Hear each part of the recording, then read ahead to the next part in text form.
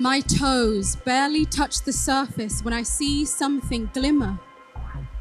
Kingdoms like no other under the surface beneath my feet. The waves whisper of Nubia, Axum, Kush, Songhai, Carthage, and all others. Cowrie shells, sculptures, jewelry, fabrics, and crowns of gold. Matriarchs and men who pray to the divine feminine.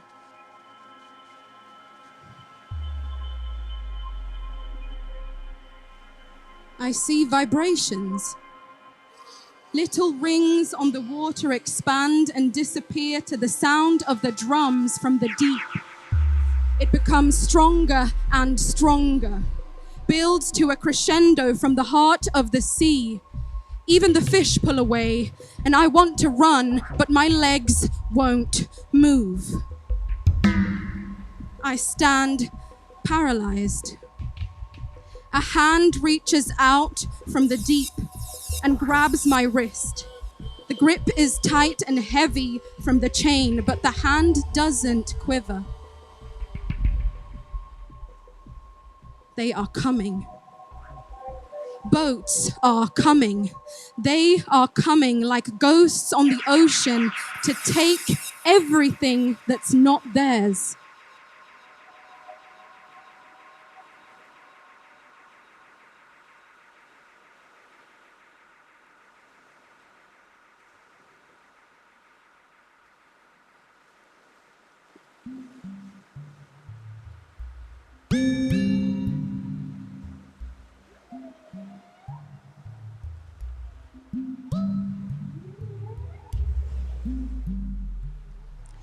I swim out as far as I can and let the water envelop me. When I open my eyes beneath the surface, I see faces I recognize.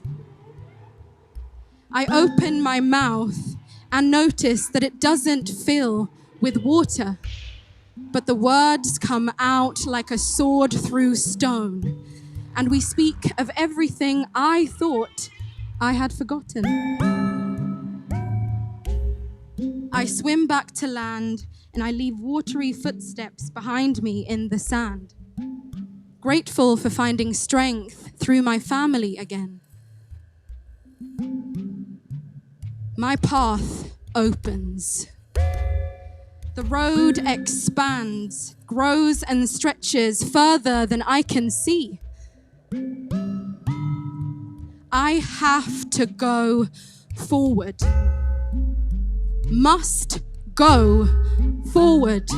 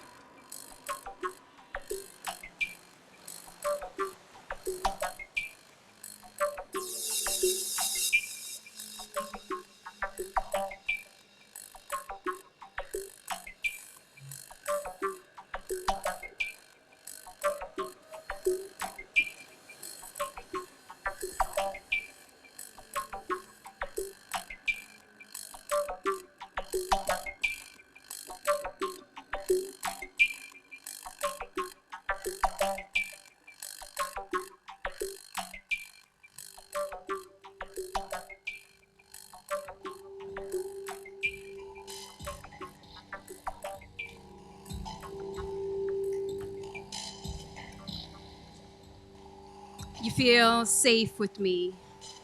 You're drawn to me. But you negligently reflect your anger. Why are you so rabid? You're floating from the love I've given you. It runs through your blood. It makes you fly. You're satisfied. I'm left alone, waiting for the next one. I don't want to be like you. My weakness is my strength. My infinity gives me power. There is no end. The waves brings you back to me. This time, you can't just take. You have to give. If the waves of the ocean could take me back, where would I go? If the ocean could speak, what stories would it tell? Would I be able to understand? I hear your sorrow. It's a sound that has traveled through times. I see your tears and I can feel your pain. Nothing is hidden. It's all there. Just open your eyes and let it in. It's their past. It's your present. It's our future. Slowly, it all unravels. Slowly, it all comes to the surface. The voices are rising from the seabed. I can feel their power, their strength. I can see their light. There is no end. I feel their love. Come, save me.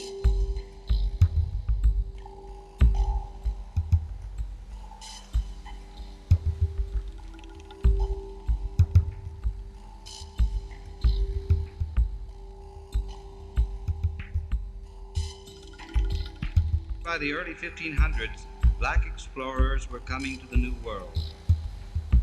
They came as explorers. They came as explorers. They came as explorers. They came as explorers. They came as explorers. As soon as they were landed and sold, some would run away into the forest and join the Indians.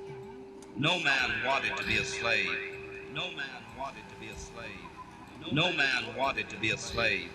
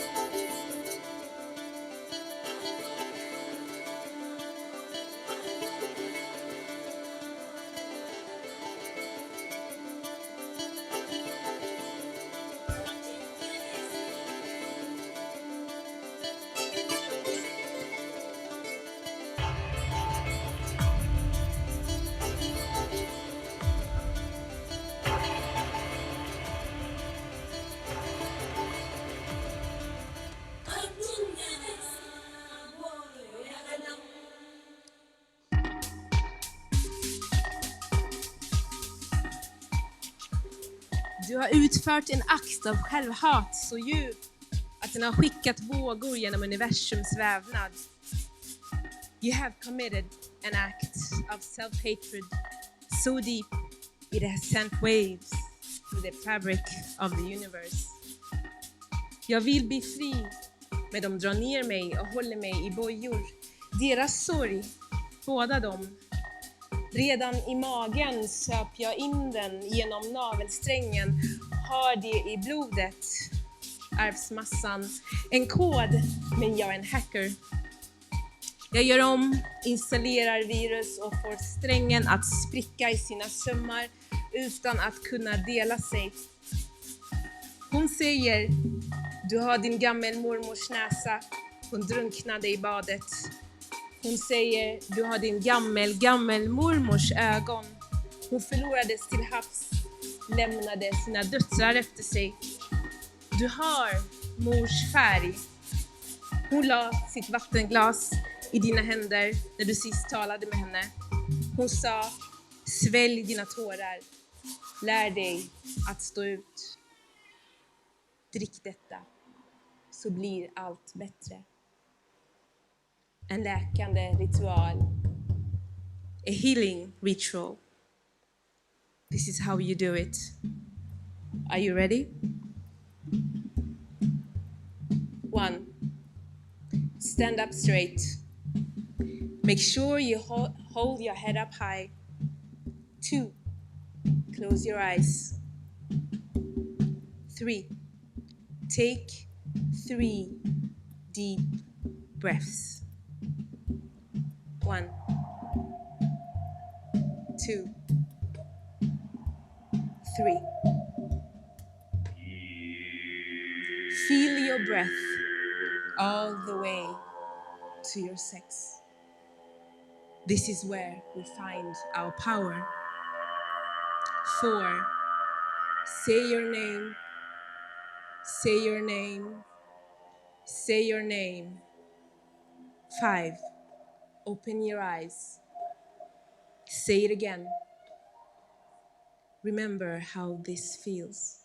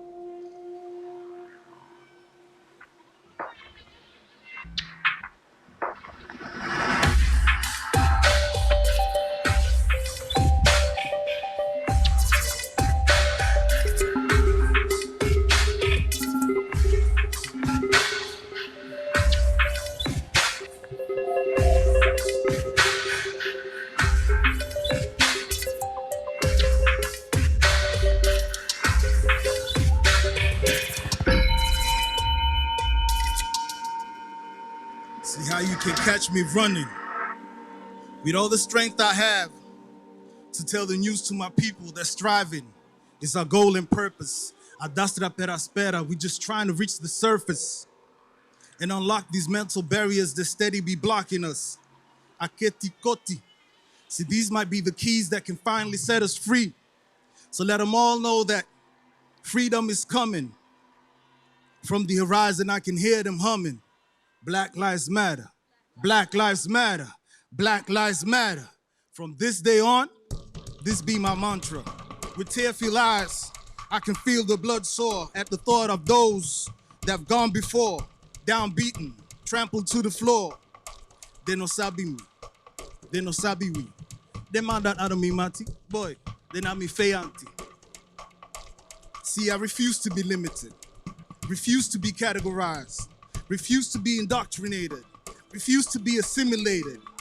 From the depth of my heart, understand that I refuse to be limited. Refuse to be categorized. Refuse to be indoctrinated. Refuse to be assimilated. See, we got voices and babies to raise.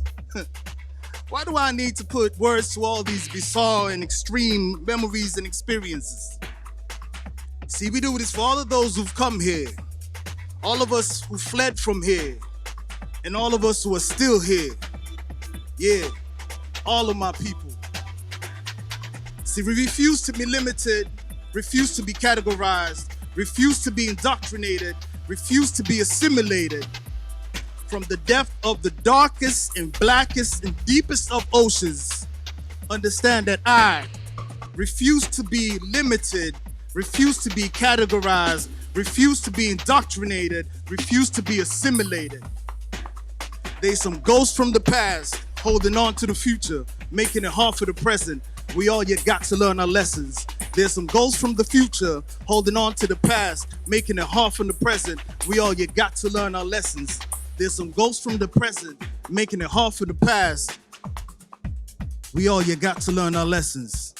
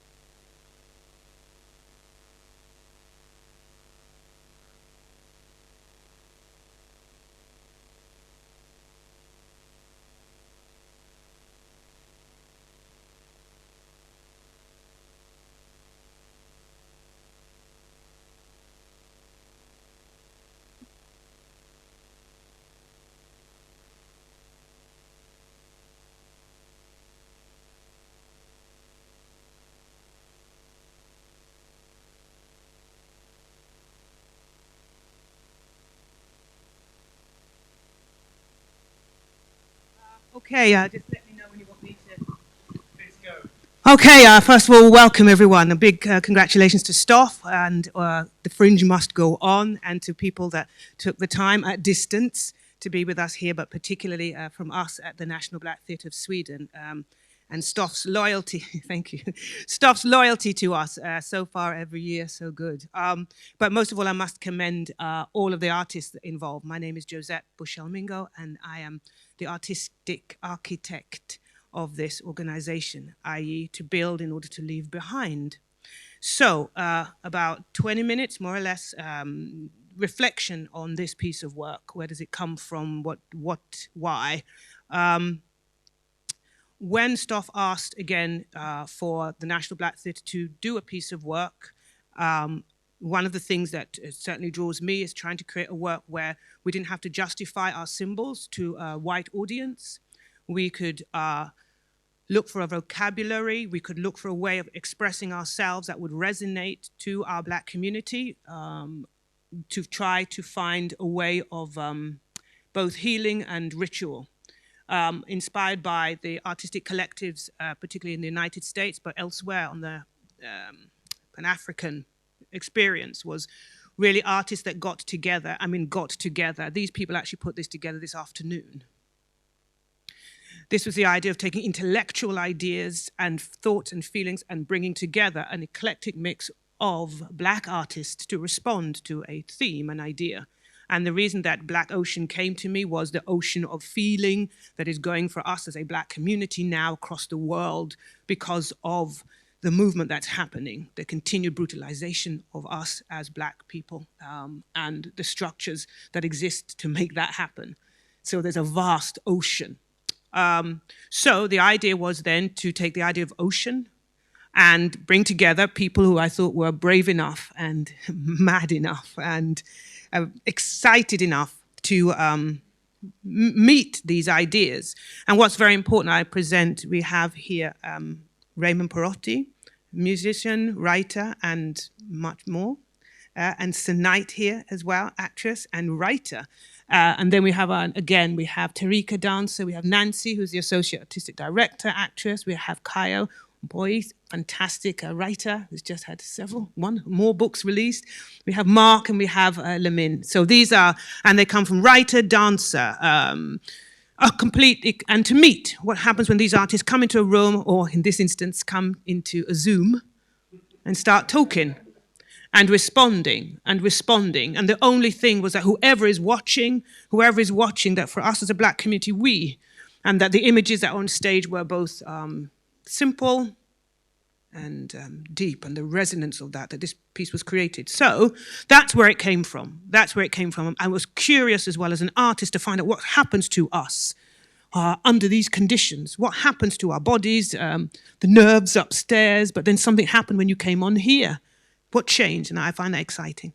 So my first question to you two was, what was it like? We won't talk about process here, but what was it like to actually be allowed, if you like, to write or express yourself in this way without any kind of stop on it? Mafia, you should start. You got this. I mean, it's always beautiful to be able to express yourself, or get the ability to express yourself and then perform your expression. So it's a beautiful experience. Yeah, chaotic but beautiful. No, what do you mean chaotic? That's one of the dangers, isn't it? That's one of the dangers of it. Yeah, I mean, so you were working right up until the last minute, and that's the other thing, is that everybody here is a living artist. You know, it was deliberate to bring people who weren't, where this is not their arena, to see what happens to these artists, and particularly these Black spaces. So chaotic, mad, translations into English for our wonderful international audiences watching.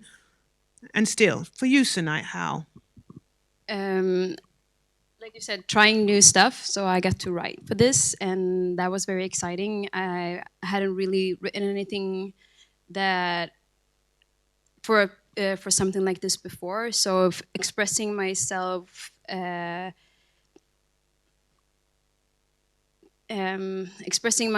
through words was a different outlet, and I found that very exciting, to be honest.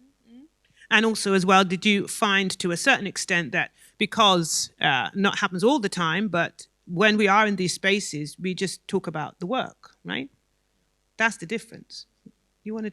Yeah, absolutely, most definitely. Because usually you have to scale away. You have to scale away all the white noise. Like literally, you have to scale away a bunch of weird questions. You have to scale away inabilities. You have to scale away insecurities. You have to scale away. Okay, am I here really for my artistic? You understand? Like you have to really. You tend to question a lot of things that you otherwise wouldn't, and it's a freedom not having to just be able to focus on the work and let the wordplay do itself and nothing else. Yeah, and to trust that it will happen. The meeting of these forces will create something, and to trust that. We're going to swap, shall we? Yes. Yeah, go on then. Okay, Kayo. Oh, Kayo and Mark. So it's a marathon. Get you. A couple of things that were really important as well was a lot of people would say it's just because you're old, Gisette, but I have a kind of personal nostalgia. I keep wondering, those of you who know me out here, but I keep, in terms of being a person of African descent, it's continually important to me to be able to, I keep going back to this time, this costumes, this old, the history before, do you know what I mean? I keep wanting to go back to find out. Some of you might have seen some of the images here. They actually move historically from, of course, the water, which also holds memory. Water does hold memory. And we'll talk a little bit about the film you sent us, which was the spark of it. And then we'll talk about the musical response. But Josette kept saying, why do you keep doing it, Gisette? The plays that National Black Theatre are going to do are going to go forward. We've got a lot of modern texts. We've got some of the writers here doing modern. It's not about that, but whose shoulder do we stand on? How do we portray that? And when we talk about a build or in translate in terms of a role model or those who went, when do we see it? White structures are in charge of who we are, except for those museums where we have another kind of power, because there are also people of color and black persons there in those positions for us. I'm just indicating to one of our museum representatives, as Mara, who's sitting out there, who can actually help to guide what's going on at that museum. But often, less and less here in Sweden, but we are driven by structures that don't allow us to decide for ourselves, create for ourselves. One of the things I wanted to ask Kaya was two things. The first thing was about the film that you sent us, which was really the tipping point for Black Ocean. I hadn't seen the film before she sent it. So there was this feeling of the expanse of our blackness. And then you sent this film. Tell us a little bit about the film. Actually, it was a coincidence because the same day that we talked about it, the first time I heard the theme Black Ocean, the same day the YouTube algorithm, everyone recommended this film to me. And I was like, oh, a slave and descendants of slaves learning to dive to slave ships. And they dive, yeah, they dive, diving down and trying to look through the wreckages, and it was such a beautiful. It was an extraordinary. It was incredible. I mean, it was, and you can see those young people how they felt, and I could also I could feel what they felt like. What was important was that they marked the bottom of the ocean. Yeah, so they would dive, find the ships, and then lay stones in memory. Yeah. I mean, I bawled my eyes out. I had never seen anything like it. And the ritual of everyone, these were old and young, and also this relationship of water. Yeah. Black people and water. It's not that we can't swim, but the last time we swam was jumping from a boat that took us as human beings from the African continent. Maybe the water doesn't hold so many good memories as a symbol. Yeah. And what I liked about it was the whole ritual part. And so that's why writing, we were talking about joy. So I thought we should have a ritual.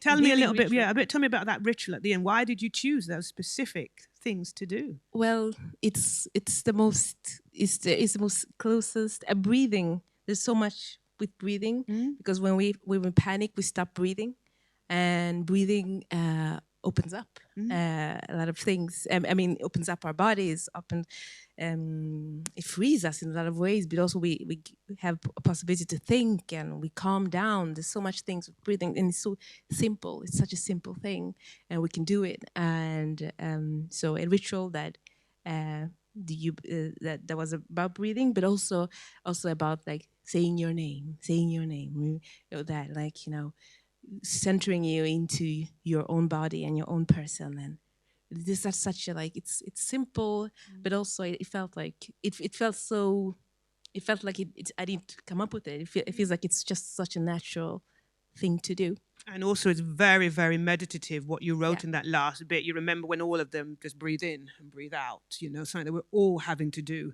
at some point over these next days and years to come. Just thinking about the time as well, so I'm aware of that.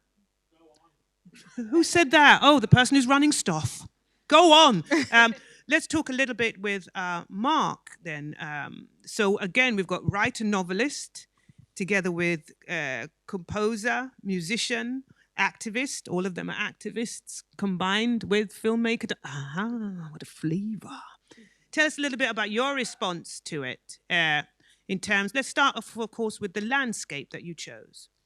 Well, I think part of it chose me, just like the theme, maybe the video chose you, these moments choose us.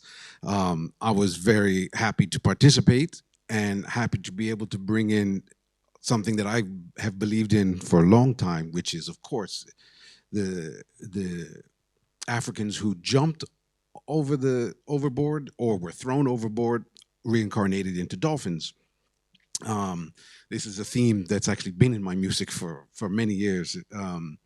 So these little pieces fit together, plus ancient philosophy about the cosmos, and obviously the cosmos are connected to the cycles of water on the planet, and obviously the female energy. All those things are already part of a lot of my musical philosophies. So it was nice to be able to pull in my non-Lady Gaga tunes and no, and just apply them where they just felt completely right. So I believe most of those pieces of music chose me and chose the moment, and I was very happy for that synchronicity to take place. There was one part in the film, again, it's a very intense experience, a lot of layers. It's made to be like that. It's a bit like, not a rule, the piece is made not to sync. If they did it tomorrow, it would be slightly different. If they did it again, it would be slightly different. The idea is that every time it shifts, there's another assembly of ideas that resonate in our Black bodies. This is the trick and the tension for those artists out there. But there was one part of the film that I know the first time you saw it, you got very excited. Can you tell us a little bit more about the band that are actually featured in the film with the masks and the... Oh, you mean the Sun Ra? Well, Sun I Ra. say, go for it. Oh, man, I'm not sure how much I can say about Sun Ra. But I mean, other from the fact that he was very well aware that he was not from this world, he was not from this dimension. Okay. The one thing I can say that resonates with me about Sun Ra, one thing he said is the problem with human beings, no, the problem with musicians is they're not being true to themselves. That's the problem in this world. And he later went on to explain that when we don't sing our heart's song, when we're not in sync with our heart's song and rhythm, then everything is off. But he made the statement as in the problem in the world is musicians. It's like you're playing, but what are you saying about life?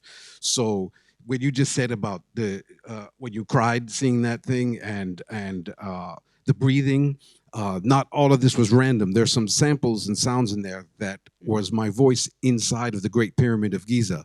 And even in your breathing section I'm breathing. And in that time, I was very lucky to have some time where I was completely alone in the King's Chamber. And I was able to say my children's names and do some chanting and da-da-da-da. And that captured them.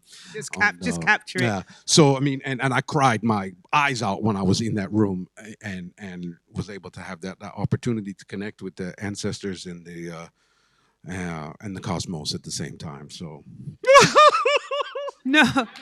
No, but I think that's also what Mark has taught me as well, is to try to connect with that again. There are good colleagues out there that already have that connection because of family and history and generations. But I think that certainly it's something that we can cultivate. One of our partner organizations is actually Black Theatre Harlem in the United States. We have several associate organizations, and they work very spiritually, very politically in their work. The National Black Theatre work in 4 ways. We do classic works, which is from across the world, African descent works. We generate, so we do bespoke mentorship, writing, as much as we can to support those. We then do MBTS International, which is Nordic, for example, but we also do MBTS Plus. And there we have a chance to meet other persons. But the National Black Theatre Harlem really introduced the idea of spirit. It really reinformed me. It was something that I was slightly uncomfortable about. Do you know what I mean? I don't know what that is, and I don't know where that comes from, but I'm still working with that. But Mark absolutely introduced me to that. The last thing, how many more artists have we got? Right, let's swap. Okay, go, get off. Next, in. Nancy, come on, please don't. You're going to have to come at some point. There you go. Come on. Yeah, give them a round. You're going to have to share seats. Just share a seat, sweetie. Can we have another chair? We can share the seat. Yeah. You can share the seat. We do it like that. There you go. Yeah. It's coming. All right, then. All right, you're going to... Hey, so we're going to take the conversation even wider, really. We have other artists here working from very, very different perspectives. And I think one of the things is trying to get, and I know it was hell. It was hell today. It was hell. It was madness. Pia was sitting back there streaming it. She was very calm. She's talking now. I said, what's she talking about now? I don't know. To keep, I was very, very cool about it. But I was really excited that so many agreed to go through this really intense time. And I remind us of where we are in the world in terms of blackness, in terms of where we are in terms of that movement for us. People talk about Black Lives Matter, Black Lives Matter. And that's a much, much bigger discussion. As I said before, that the idea is that we come together to heal each other as much through process as anything else. So I reintroduced Lamin on the film, Nancy, Associate Artistic Director for National Black Theatre, and also the great Tarika, dancer, choreographer, teacher, that joined us, who also improvised so much of the stuff tonight, trusting the form and the vibe and that was, yeah. So let's start with you then, Tarika. Tell me tell me a little bit about your response to the piece in terms of the sessions that we had. Start from there, because you talked, yeah. Okay, I haven't really digested yet, but I feel like you said, it's like a healing process. I'm not used to be in this kind of constellation with only Black people. So that was very humbling and very spiritual for me today. So I don't know what to say right now, but it was pretty awesome. Yeah. And also as well to talk a little bit about in the process of creation as well, you have to remember everything is done digitally. So films, text, etc. All of that was being done digitally. But one of the things I noticed was you had to wait the longest in some ways to respond. When you're working as a dancer yourself, just out of curiosity, what comes to you first? Is it impulse or is it the stimuli around you? I think it always is the music. So thank you, Mark, for the brilliant music. And then it's just I have a trust to my body to express what I'm feeling in that particular moment. Yeah. Let's try and move over just a little bit. We'll pass it here and I'll come back in a bit. Master Lamin, filmmaker extraordinaire, Lamin, you constructed the film. So I want you to spend a little time responding to Black Ocean and what it made you do film-wise. Thank you. Well, it was interesting. It's quite complex being of African heritage, speaking of a colonial past and all that comes with it in the diaspora. And image-wise, try to filter, there's so many layers. So we work with that, the memory. The ocean is infinite. But I mean, the context here is, of course, the slave trade, the Atlantic slave trade. But I mean, Africa is not only the west part, it's also the east. I mean, speaking of the Anglo side of colonialism, but there's also another side of colonialism as well. So it's also very important to get all these layers when speaking of this. So some of the images, I pick influences from from hip hop, from African contemporary, old, what do you call it? Afrofuturism, Sun Ra from the 70s, Afrofuturism from South Africa today, some of the images here, but also a local context, in a Swedish context. You see Jason Timbuktu's father, Madabuko, he's a filmmaker, so I put in that context. You also see Jason while he's holding the passport. It reminds us of the passport. Yeah. What was that bit about? I mean, that's something that we all can resonate with. We're having a different identity, or having access to a room, or not having access to a certain room, claiming that space, about decoding kind of everything that comes along with it. So it's so many layers. That's why you see images upon images going in and out, out of sync and such. And also that complexity was very important. A lot of the things that you're talking about, we missed as well. We couldn't see them. We'd have to do it again and again to get every single layer down in those film sequences. Tell me a little bit about there was one particular shot, I don't know if everyone would have seen it, which is when it pans down and ends in a kind of graveyard. I don't know how clear that was for us, but can you tell us a little bit about that? Yeah, I have to give credit to my brother Raymond Perotti.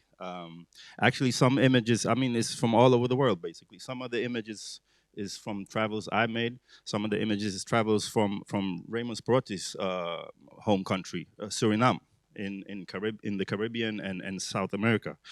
Some of the images is from Jamaica, from the Caribbean when I've been traveling. Some of the images is from the Gambia, West Africa, and so on, South Africa, etc. But also Svenska förorten, the Swedish hood, so to speak. Like, for example, here where this image stops, it continues and gives context to the murdering shootings going on, taking place current today, which is another factor. Most of the people dying today in the youth violence is of African descent, either Somalian or Gambian or other African descent. That's not something we speak about, but in this context, it's very important to bring that up. And if you see in people like Raymond Perotti's texts, we touch on the social context. So it's very important to be rooted where we're from, but also where we are and where we're heading, so to speak. So, Thank you, yes. Yeah. Thank you. So Nancy, as associate artistic director, where's my assistant? She's on stage. Exactly. Yeah. So tell me a little bit your response. You wrote the first part of the text, and what inspired you to do that? What moved you to do that? Well, I think it was quite literally just the stimulus you gave us of Black Ocean. And kind of thinking of three parts, so African Ocean, Transatlantic Ocean, and then Afrofuturistic Ocean. And I think when I was starting to write, I kind of just saw this image of kind of this endless sea. And it kind of just, I think I was thinking in terms of like past, present, and future. And in terms of past, just thinking back to these old, ancient African kingdoms that we seldom are taught about in school and we seldom discuss in general. You know, it feels like it's not common knowledge when it should be, really.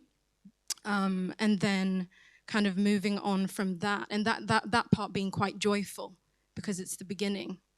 And then kind of coming into this, the transatlantic slave part where, you know, the boats are coming. They're coming on the sea, you know, to take us. And kind of that fear, and also just thinking of what that must have been like. Because I think we often discuss these things, but, you know, it's so hard to even fathom sometimes, you know, when you really deep it. So I was thinking a lot about that when writing kind of the second part. And then the final part, the kind of future part of it all, I think what I saw in my head was not something concrete, but just a forward movement for Black people, for our community, and just that we we get to envision where we want to go, and that we have that power to take ourselves, you know, in the direction that we want to take, and that it's time, and that it could be anything, I think. So time. It's so time. All right, then. We've got a couple of minutes. Does anybody want to throw out any questions in Swedish or in English, and they'll be translated? Get your hands up. We have a microphone here. Don't be shy.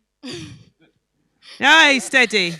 Is there anything you want to ask? Yes, okay. So there's a question here. There's a handheld at distance microphone. This is very important. No, I was just wondering if the text will be available to read. Because I would love to read. Yeah, absolutely. The writers are here, and what we'll do is, on these little very spontaneous commissions that we do, so the text for Black Memory, which was the first piece we did like this. Now there's Black Ocean. So what we'll do, I think that's a great idea, is just do with the people who've written it, with your agreement, that the text would be there online, so that on our homepage, so you can then go on with them. Eller hur, Richard? Yeah. So that people can access them. Exactly. And also as well, of course, for our wonderful international audiences out there, they were translated into English, and of course have a different resonance in our own language here. Your own language is Swedish. Vad skrattar du på? You see how it's been. You see how it has been. Anyone listening, help me here. Help now. Yeah, but that's an important part for the writers here in terms of the language that you. But yes, they will be available. Anything else anybody wants to know? We've given so. Don't look at me. Don't do it. Is there a hand going up and somebody want to ask us?